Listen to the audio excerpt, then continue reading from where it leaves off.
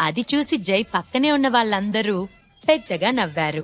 జై కూడా శివని చూస్తూ వెటకారంగా నవ్వాడు. జై చేసిన పనికి శివకి కోపమొచ్చింది. అతనిలోని సహనం తగ్గిపోతుంది. అతని కళ్ళు కోపంతో ఎర్రటి నిప్పుల్లా వెలుగుతున్నాయి. వాళ్ళని ఎదిరించడం అతనికి చిటికెలో పని. అతని లోపలున్న శక్తులు అతనికి మళ్లీ సాయం చేసేందుకు సిద్ధమవుతున్నాయి. కాని అతను మాత్రం ధ్యానం చేస్తున్నట్టు కళ్ళు మూసుకున్నాడు. తన భార్య సురభి మామగారి వ్యాపారాలు నిలబెట్టడం కోసం చేస్తున్న ప్రయత్నం గుర్తుకువచ్చి ఎట్టి పరిస్థితుల్లో అయినా తన శక్తులు అక్కడ ఎటువంటి అలజడి సృష్టించకూడదు అనుకున్నాడు. మొహంపై పడిన వైన్ని అక్కడే ఉన్న టిష్యూస్తో తుడుచుకుంటున్నాడు.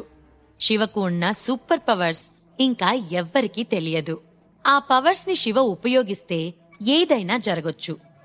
వీడేంటి ఇంత చేసినా కూడా ఏమాత్రం చలనం లేకుండా ఈ అవమానాలన్నీ భరిస్తున్నాడు? అంతేలే, రూపాయికి తిక్కానా లేనివాడు మమ్మల్ని ఎదిరిస్తే ఏం జరుగుతుందో వీడికి బాగా తెలుసు. కాని వీడికి ఈ అవమానం చాలదు అనుకున్న జై అప్పటికప్పుడు ఒక పథకాన్ని రచించాడు. వైన్ అంతా శివం మొహంపై, అతని డ్రెస్ పై పడటంతో అతని నుంచి వైన్ వాసన గుప్పున వస్తోంది. శివ వేరే చోటికి వెళ్దామని లేచాడు. అనుకోకుండా వెనకాలే జై కూడా బయలుదేరాడు. అది గమనించిన శివ సడన్ గా వెనక్కి తిరిగాడు. ఏమైందో కాని శివ చూసిన చూపుకి జై కాలు జారి బ్యాలెన్స్ కంట్రోల్ చేసుకోలేక పక్కనే ఉన్న టేబుల్ మీద మందు బాటిల్స్ పైన పడ్డాడు. అతని బరువుకి ఒక్కసారిగా ఆ టేబుల్ మీదున్న బాటిల్స్ అన్నీ కింద పడి పగిలిపోయాయి.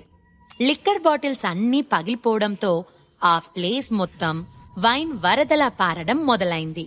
మద్యం వాసన గుప్పమంటుంది. సెకండ్స్ లో ఇదంతా జరిగిపోవడంతో అందరి అటెన్షన్ ఆ ప్లేస్ పైన పడింది. విపరీతమైన కోపంతో శివని చూస్తూ, నీకెంత ధైర్యముంటే నన్ను కింద పడేస్తావ్ అంటూ బిగ్గరగా అరిచాడు జై. ఏం జరుగుతుందిక్కడ అని పెళ్లికొడుకు రాహుల్ కూడా వాళ్ళ దగ్గరికి వచ్చాడు. అతని వెనకే కృతి, సురభిలు కూడా వచ్చారు. చూడండి, ఎంతో ఆనందంగా జరుగుతున్న మీ నిశ్చితార్థాన్ని చూసి ఓర్వలేని శివ ఏదో ఒక గొడవ చేయాలని నాతో గొడవకు దిగాడు.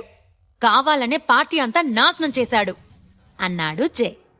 రాహుల్ తన కోపాన్ని అణుచుకుంటూ, Shiva, are you out of your mind అని అడిగాడు.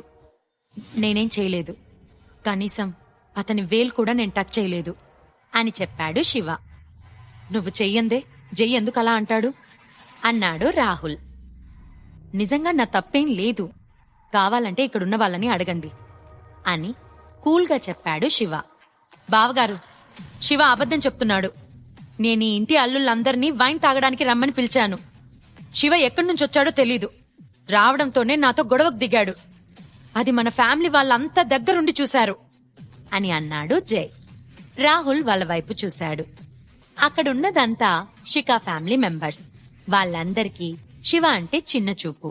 జైతో సత్సంబంధాలు ఉండాలని ఎప్పుడూ ప్రయత్నిస్తూనే ఉంటారు కనుక వాళ్ళందరూ కూడా, అవును, జై చెప్పింది నిజం, శివ బాగా డ్రింక్ చేసున్నాడు. అతను వచ్చేటప్పుడు ఊగుతూ వచ్చాడు.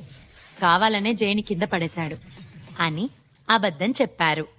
కావాలంటే మీరే చూడండి, అతని దగ్గర ఘాటైన వైన్ వాసన వస్తుంది. అతను తాగడమే కాక తన మీద కూడా పోసుకున్నాడు అని జై ఇంకా ఎక్కించి చెప్పాడు. వాళ్ళు మాట్లాడేది విన్న తర్వాత శివకి ఇక తనని తాను నిరూపించుకోవాల్సిన అవసరం లేదు అనిపించింది. ఎందుకంటే అక్కడ తన మాట ఎవ్వరూ నమ్మరన్న విషయంపై క్లారిటీ వచ్చేసింది. శివని అసలు ఈ ఫంక్షన్కి ఎవరు ఇన్వైట్ చేశారు? మన కుటుంబానికి ఇలాంటి వాడిని అల్లుడిగా తీసుకొనొచ్చినందుకు శ్రవణ్య అనాలి. అయినా ఈ సురభికి కూడా బుద్ధి లేదు అని నానా మాటలు అనడం మొదలుపెట్టారు అక్కడున్న గెస్ట్లు. నేను ముందు నుంచే నీకు వార్న్ చేస్తూ వచ్చాను శివ, కొంచెం సేపు పార్టీలో జాగ్రత్తగా ఉండలేకపోయావా అని అరిచింది సురభి. కోపంతో ఆమె మొహం ఎర్రగా మారింది. తన చెల్లెలు కృతి, ఆమె భర్త రాహుల్తో తన తండ్రి వ్యాపారం గురించి చర్చించాలి అనుకున్న సురభి ఇంత గొడవ జరిగాక ఇంకేమీ మాట్లాడలేకపోయింది. చూడు సురభి, నువ్వు మీ ఆయన ఇద్దరు కలిసి రాహుల్కి క్షమాపణలు చెప్పండి అని అన్నాడు జై. ఆమె కన్నీళ్లతో శివ వైపు చూసింది. ఆమె కోసం క్షమాపణ చెప్పడానికి ముందుకు వచ్చి కొత్త జంట వైపు చూస్తూ, కృతి, రాహుల్, మీ జీవితంలో ముఖ్యమైన ఈ రోజున నా వలన జరిగిన ఈ గొడవకి నేను మిమ్మల్ని క్షమాపణ అడుగుతున్నాను. ఐఎమ్ ఎక్స్ట్రీమ్లీ సారీ అన్నాడు శివ. అది చూసి జై వంకరగా నవ్వుకున్నాడు. శివ పక్కన చేరి, "హ్మ్, చూసావా నిన్నెలా అవమానించాను" అన్నాడు జై. పార్టీకి చాలా పెద్ద పెద్ద వ్యాపారవేత్తలు వచ్చారు. వాళ్ళందరి ముందు పరువు పోయినట్లుగా రాహుల్కి అనిపించి శివ వైపు తిరిగి, "లైఫ్లో ఇంకెప్పుడు నాకు కనిపించకు, వెళ్ళిపోయిక్కడ్నుంచి" అన్నాడు రాహుల్. దీర్ఘంగా నిట్టూర్పు విడిచి చుట్టుపక్కల ఎవ్వర్నీ పట్టించుకోకుండా ఆ హాల్ నుంచి బయటకి నడిచాడు శివ. అతను బయటకు వెళ్లేటప్పుడే సురభి దగ్గరికి వచ్చిన జై, "హ, ఇలాంటివాడు నీకు అవసరమా? ఇప్పటికైనా ఆలోచించు. కొంచెం కూడా మేనర్స్ లేదు వీడికి" అని ఉచిత సలహా ఇచ్చాడు జై. ఆ మాటలు పట్టించుకోకుండా బయటకు నడిచింది సురభి. రిసార్ట్ బయట తన ఎదురుగా ఉన్న ట్రాఫిక్ ని చూస్తూ సురభిని అప్సెట్ చేశాను అని ఆలోచిస్తూ ఉన్నాడు శివ. సరిగ్గా అప్పుడే, వెళ్దాం పదా" అని సురభి తన పక్కకి వచ్చి నించుంది. ఆమె అంత త్వరగా బయటికి రావడంతో శివ ఆశ్చర్యపోయాడు. "ఏంటి సురభి, వచ్చేసావ్? ఫంక్షన్ ఇంకా అయిపోలేదు కదా" అన్నాడు శివ. "ఎంతైనా నువ్వు నా హస్బెండ్వి. నిన్ను అవమానిస్తే నన్ను అవమానించినట్టే కదా. ఇంకా సెల్ఫ్ రెస్పెక్ట్ చంపుకొని అక్కడుండలేను, అందుకే వచ్చేశాను" అంది సురభి. "సరే, మరి మీ నాన్నగారి బిజినెస్ ఏం చేద్దాం" అని అడిగాడు. "ఏమో తెలీదు, కానీ ఏదో ఒక ప్లాన్ అయితే ఆలోచించాలి" అంది సురభి. శివ మౌనంగా ఉండిపోయాడు. కొన్ని క్షణాల తర్వాత, "నువ్వే తప్పు చేయలేదు అని నాకు తెలుసు" అంది సురభి. "నువ్వు నన్ను నమ్ముతున్నావా?"